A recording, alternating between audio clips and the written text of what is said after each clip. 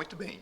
Então, continuando, vamos analisar agora a perpendicularidade entre reta e plano. Vamos supor aqui, temos no espaço tridimensional uma reta P e um plano alfa. Podemos dizer que uma reta ela é perpendicular a um plano quando esta reta ela for perpendicular às retas que estejam contidas nesse plano. Um exemplo, esta reta P ela é perpendicular à reta S e a reta P também é perpendicular à reta R. Então podemos afirmar que temos uma reta perpendicular a um plano. Então, esta reta daqui ela pode ficar nesta situação, tá? E também podemos analisar se esta reta daqui ela se deslocar, tivermos um determinado deslocamento e as retas R e a reta R e a reta S, elas não serem mais perpendiculares à reta P, mas serem ortogonais à reta P. Podemos afirmar também que o plano alfa é perpendicular à reta P. Ou seja, as retas elas podem ser perpendiculares à reta P ou elas podem ser ortogonais à reta P. Então, uma determinada reta no espaço, quando esta reta for perpendicular a um determinado plano, obrigatoriamente as retas que se encontram nesse plano alfa, ou elas vão ser perpendiculares a P, ou elas vão ser ortogonais a P. Então, temos esses dois caminhos. Uma reta será perpendicular ao plano, de tal forma que a reta, ou ela será perpendicular às retas contidas nesse plano, ou será ortogonal às retas contidas no mesmo plano. Bom, mas como vamos analisar isso no aspecto das projeções? Então, vamos evidenciar aqui mais uma análise do espaço tridimensional. Então, vamos analisar esses parâmetros aqui de perpendicularidade. O que ocorre quando uma reta é perpendicular a um plano, evidenciando a escala de declividade do próprio plano? Então, temos aqui um plano alfa, caracterizado por suas horizontais. Então, temos várias horizontais aqui, e as projeções. Então, temos essa horizontal e a projeção correspondente de cada uma delas no plano XY. E aqui temos uma reta perpendicular a este plano alfa, certo? Então, esse ponto em vermelho corresponde à intersecção da reta P com o plano alfa. Bom, quando esta reta daqui forma um ângulo de 90 graus com o plano, certo? Podemos analisar o seguinte: o que vai acontecer com as projeções? Imagine, a reta de maior declividade deste plano daqui, de todo esse plano alfa, quando projetamos, toda a reta de maior declive vai ficar caracterizada nesse sentido daqui, nesta direção. Então, temos aqui o eixo X e o eixo Y. Para esta representação do plano, quando projetamos a reta de maior declive, esta projeção da reta de maior declive vai ficar paralelo ao eixo Y, certo? Todo o plano alfa, tá, vai ficar equivalente à reta de maior declividade S, ou seja, a reta de maior declividade S equivale ao plano alfa. Então, o que acontece? Quando projetamos a reta de maior declividade no espaço em relação ao plano de projeção, as cotas correspondentes da reta de maior declive vão crescer nesse sentido, ou seja, no sentido oposto, neste caso daqui, do eixo Y. Agora vamos analisar o que ocorre com a reta P, ou seja, a reta que é perpendicular ao plano. Quando projetamos essa reta no plano XY, ela vai ficar, a projeção dela será paralela à reta de maior declividade do plano. Então, algo interessante que a gente pode observar, que quando a reta é perpendicular a um plano, as suas projeções, a representação gráfica, vão ficar paralelas, certo?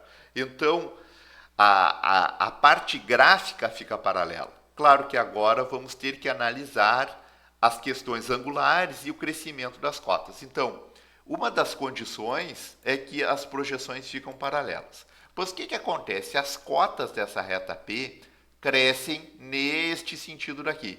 E a reta de maior declive vai crescer neste outro sentido. Então, as cotas crescem em sentidos opostos, certo? As cotas da reta P vai crescer no sentido aqui de Y, neste caso, e aqui no sentido oposto. Agora, o que acontece com a questão angular, a variação angular estabelecida? Bom, para analisar esta variação angular, vamos verificar esta parte daqui. Essa parte daqui ela corresponde a uma projeção. É o mesmo que projetássemos todo esse plano daqui e esta reta nesse plano YZ.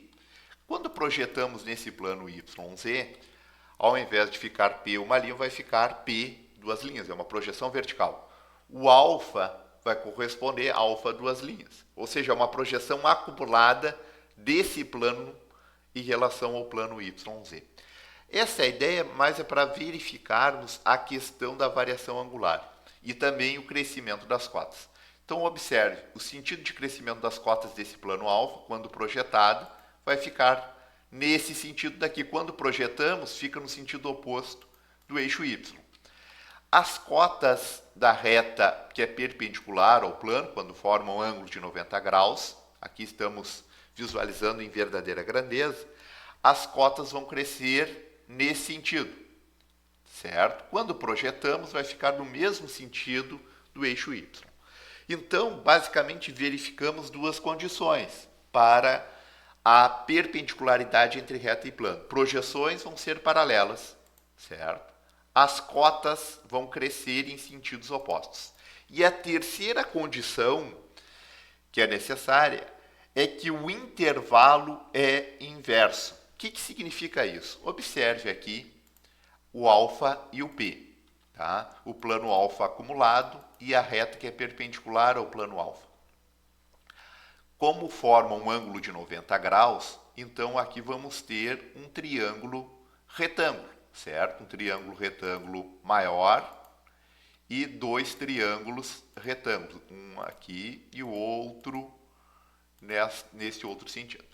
Bom, aqui então temos um ângulo de 90 graus, certo? Quando temos um ângulo de 90 graus aqui, e é um triângulo retângulo, e a reta e o plano sempre vão formar um ângulo de 90 graus, significa que este ângulo mais este ângulo, a soma deles vai ser 90. Porque se aqui é 90 e a soma dos ângulos internos de um triângulo retângulo é 180, então a soma deste ângulo, da inclinação da reta com o plano horizontal e da inclinação do plano alfa com o plano horizontal, tivermos determinados valores, uma suposição, um exemplo, esta reta daqui forma um ângulo com plano XY de 30 graus, então o alfa vai formar um ângulo de 60 graus. Sempre vão ser ângulos complementares. Se aqui o ângulo corresponde a 20 graus, o ângulo formado da reta com o plano XY, aqui o ângulo do plano alfa com o plano XY vai ser o valor 60, certo? Sempre um valor complementar. Por isso que dizemos também que o intervalo é inverso. Da onde vem que essa questão do intervalo inverso? Acontece, se analisarmos as relações trigonométricas de um triângulo retângulo, a gente pode analisar que quando multiplicamos esse cateto, tá? Essa parte desse cateto, deste ponto até este, vezes desse cateto até este daqui, deste outro triângulo, o produto desses dois catetos, que corresponde ao intervalo, tá? O intervalo da reta e o intervalo do plano. Então, temos o intervalo da reta e o intervalo do plano. Quando multiplicamos esses dois catetos, vai corresponder à altura ao quadrado. É uma relação trigonométrica, certo? Por que podemos dizer que é o valor do intervalo? Porque é uma distância horizontal divididos pelo valor da altura, certo? Bom, se isso ocorre e quando a variação da altura é de uma unidade, podemos dizer que o intervalo do plano multiplicado pelo intervalo da reta vai ser o valor de uma unidade. Então, quando queremos descobrir o intervalo de uma reta que é perpendicular ao plano, vai ser a igualdade entre 1 divididos pelo intervalo de alfa, certo? Ah, mas queremos descobrir o intervalo do plano. Basta estabelecer 1 divididos pelo intervalo da própria reta. Por que isso ocorre? Vamos analisar aqui. Então, tanto o plano quanto a reta. Então, se tivermos aqui a reta e o plano estabelecido, por que o intervalo é o inverso? O intervalo é o inverso pelo seguinte motivo. No momento que ampliamos, vamos supor que aqui eu tenho 45, aqui eu vou ter 45. Se aqui sempre vamos manter o valor de 90 graus, imagine o seguinte, imagine que eu vou alterar esta inclinação daqui. Vou alterar para um valor, aumentar 10 graus. Quando eu aumento 10 graus aqui na inclinação do plano, o que vai acontecer com a inclinação da reta? Essa inclinação vai diminuir 10 graus, certo? Porque aqui sempre vamos manter o ângulo de 90 graus. Então, no momento que aumentamos essa inclinação, vamos diminuir essa daqui, porque a soma desses dois ângulos sempre tem que ficar um ângulo de 90 graus. Tá bem? Então, depois dessa parte daqui, vamos verificar os exemplos, que vai ficar mais claro a caracterização.